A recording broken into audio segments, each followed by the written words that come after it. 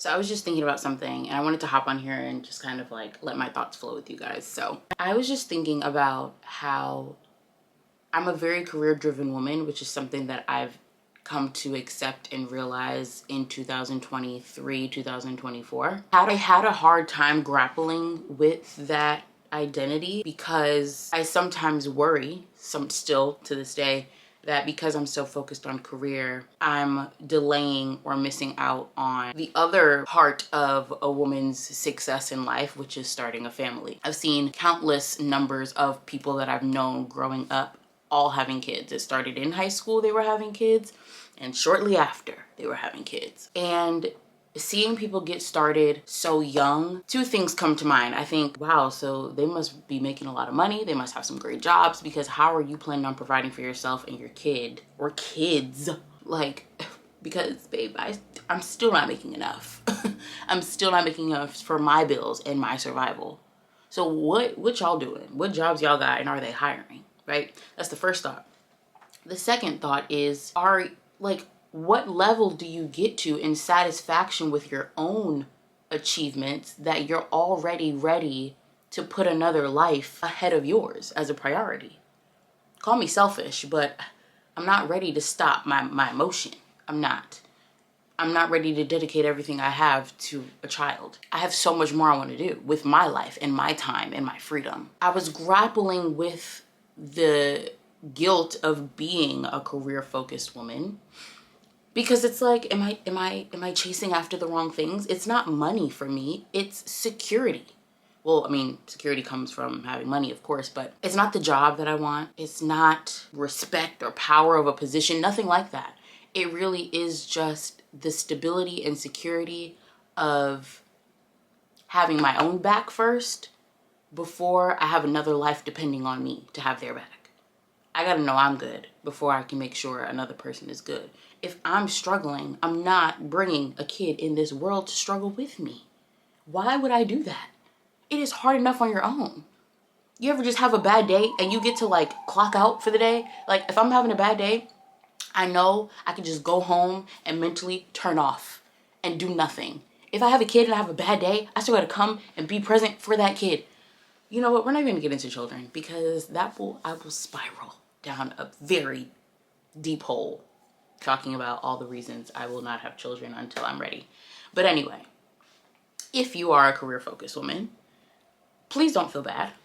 I'm 26. I don't know how old you are, but we are doing a great thing by choosing you over the pressure of starting a family or the desire to start a family, because life is tough. And if you can put yourself in the best predicament to win, that's smart. That's always wise to do. It's always wise to do. Even if you find a man that has a lot of money, what happens when he doesn't want to stick around anymore? Or what happens if, God forbid, he loses the money? You know what I'm saying? Like, you need to understand that having your back is never a bad idea. And making sure that you're good before you... Was that my daughter? Oh.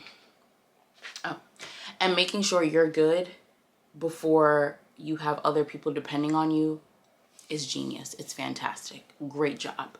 But my career-focused women, I need us to also be well-rounded homemakers, okay?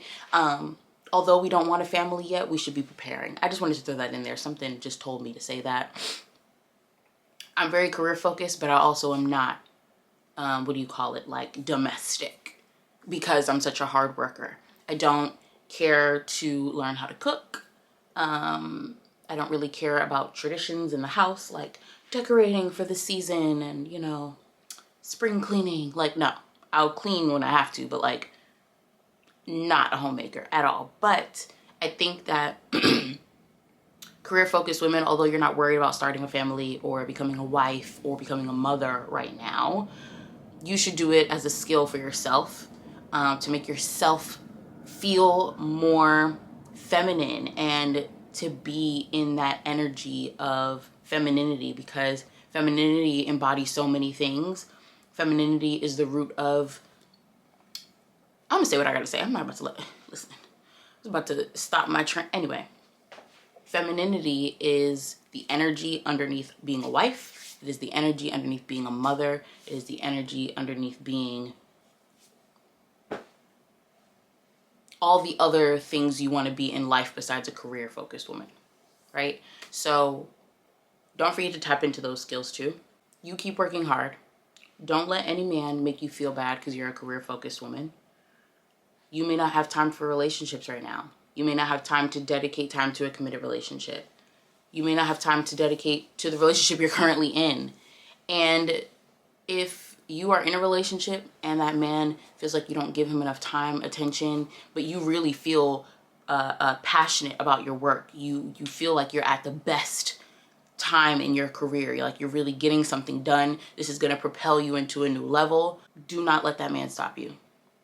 Do not let that man stop you, because you are going after what you want, and you're not harming anyone.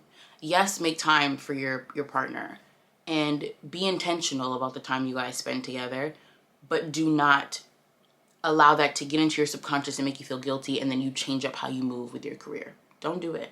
If you're getting to know a guy, make sure you mention to him how passionate you are about work. Make sure that's known, right? Because no one ever wants to get into a relationship and be bamboozled by somebody's habits and they have nothing, they know nothing about it. So make sure you make that very clear. Don't be shy about who you are. If you are a career-focused woman, there's a man out there that wants a career-focused woman because he's a career-focused man, right? And you guys are working towards the same thing. There is somebody out there that will understand, they'll support you, and they'll be intentional with you. They'll set up boundaries for you guys to make sure that, you're able to pursue all the things you want to do, but still making time for each other because you guys are both really busy. It'll happen. But do not stop your momentum, girl. Don't stop that momentum. Keep it going. Stay focused. What else? Make your money. Chase your goals. Be the woman that you wanted to be when you were a kid. Be that woman that you looked up to as a little girl. There's so many women that I was just so admired by how successful they are and how hardworking they are, how dedicated they are, how skillful they are. And whatever that looks like for you, be great at what you do. There's nothing wrong with that. There's nothing wrong with being great at what you do. If your career is being a housewife, be great at it. That's not my career, but if it's yours, be great. And don't let nobody make you feel bad about it. Don't waste time, with your career. We're career-focused women, but that's because we're trying to get to a certain point. We're career-focused women because we have goals to achieve financially, and we also love what we do. And we want more power. We want more, and when I say power, I mean the higher you get, the more moves you can make. The more, the more directions you can give. The vision you have in your mind can come to life when you're a leader. When you're a leader, you call the shots. Babe, focus. Stay focused on the goal. Why are you working so hard in your career? What is it that you're working towards? You want to be a boss, not necessarily entrepreneur, but you want to be a boss in your corporate world or wherever you work. Focus on working your way up, make good relationships, leave your negativity at the door and only flow with positivity at work. Do what you got to do. But stay focused on the reason why you want to grow in your career so that you can move on to the second half or whatever number it is in your life of family, love, happiness, joy, blah, blah, blah, blah. That was just on my mind. I wanted to get that off my chest. If you guys are trying to read the Bible this year, I've been wanting to read the Bible from beginning to end for a while now. So I started a Bible plan just recently. It's called The Bible Recap with Tara Lee. And I already started. It's January 1st today. Well, I did my January 1st devotional. Tomorrow is day 2. And it's really good. So she literally does a couple books a day. So tomorrow we're reading Genesis 4, 5, 6, and 7. And in the books, right, for example, I'm just going to show you all this real quick if you're trying to read the Bible or want a good Bible plan. So in the Bible, right, there's little things here, little notes.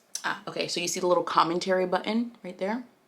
when you click on that, it gives you more context about, you know, what it means. But what I do is I go to related content and it pulls up like biblical study guide. So it'll explain what this book is about. It gives you more context.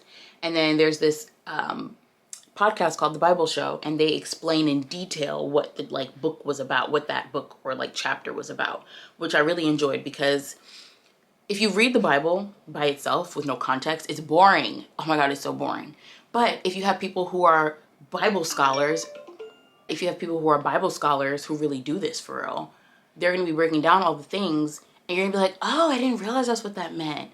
And then you're going to start to become invested and interested because you understand. So that's really cool. I really like that. And I really like their show. So I was like listening to it while I was cleaning, and I'm like, oh, I didn't think of it that way. Like, oh, I like that. Like little things here and there. So that's the plan that I'm working on. It is called, again, The Bible Recap by Tara Lee. If you want to read it, I'll put the link down below for you to start this specific podcast. It'll be right there in the description box. And this video should be up in the first week of January. So even if you start at the end of this week, you can still catch up. You'll just end, you know, the week of January 26, 2026. You'll end that first week. But yeah, I'm going to read this. This is one of my challenges. Duolingo was another challenge that I'm working on. Duolingo is not happy. Look at her. I'm always making her freeze my streak. She's always freezing for me because I'd be like pushing it till the last hour of the night. But yeah, I'm on my 47th day streak with Duolingo. I'm really proud of that. I'm learning Spanish, of course. I want to be really fluent in Spanish soon. I've been getting better. I've been more comfortable speaking in Spanish with my friends and with my mom. So I've just been practicing. I tried listening to Gossip Girl in Spanish, child. I wasn't paying them no mind. I was like, I can't. But yeah. So, you know, grow in your other skills. Grow in other areas. Be a well-rounded, career-focused woman, okay? Don't just build up and work in your career and then be a good-for-nothing woman, okay? Work on that feminine, skillful side, okay? You have things to offer. I'm also working on my cooking this year. I'm going to learn 2 recipes a month. That's my goal right now. So maybe the first quarter, no. Yeah, 2 recipes a month. The first quarter, I should know 6 recipes because there's like 3 quarters in a month, right? Yeah, there's 3 months in a quarter, excuse me. And I'm going to learn 2 recipes a month, so I should have 6 by the end of the quarter. And I'm really proud of that. I feel like that's good enough for me. I want to learn how to cook. I don't like cooking because I don't know how to cook. Everything I have to do, not everything I have to do. Everything I do has to be perfect, unfortunately. So when I cook and it doesn't come out right, I hate it. So I hate cooking because I feel like I wasted my time and I wasted the ingredients. But if I just follow a freaking recipe, it would come out fine. I don't know, something about not already knowing how to cook bothers me. So having to look at a recipe makes me feel inadequate. And I don't like that feeling. So we're going to do it anyway because this year I'm upping my skills. I'm pushing myself hard. I was way too lax last year, way too lax, chilling, not reaching for much or pushing myself at all. And one thing I learned in the times that I did read my Bible and speak to my friends about faith is that suffering is necessary and suffering is required in this life. Like, you will suffer. God made that very clear. You'll suffer. But I realized that sometimes I wonder why I'm not suffering, right? Because I'm not struggling. Life isn't beating me up, right? I'm not literally suffering. Like, I'm not, thank you God and knock on wood, I'm not homeless. I'm not scrambling for food and can't eat. I don't deal with drug addiction. I don't have these things that are causing me to suffer. So I had to really think like, God, I'm not suffering, but you said we'll suffer. So like, am I just going to wait around to suffer? Like, do I just wait for the suffering to come? And I was like, girl, clearly you're not working hard enough because you should be suffering if you were working hard enough. Like, obviously not suffering. You shouldn't be like clawing and dying for peace, but you should be pushing yourself. Something that you're doing, something that you're working towards you should be enduring some type of suffering. And I realized that it has to be self-inflicted suffering. God had to carry his cross, right? So carrying your cross is doing what needs to be done to accomplish the goal. All right, y'all. It was so good chatting with you. We will talk soon. I'll see you in my next video. Have a wonderful day, and I'll see you soon. Bye.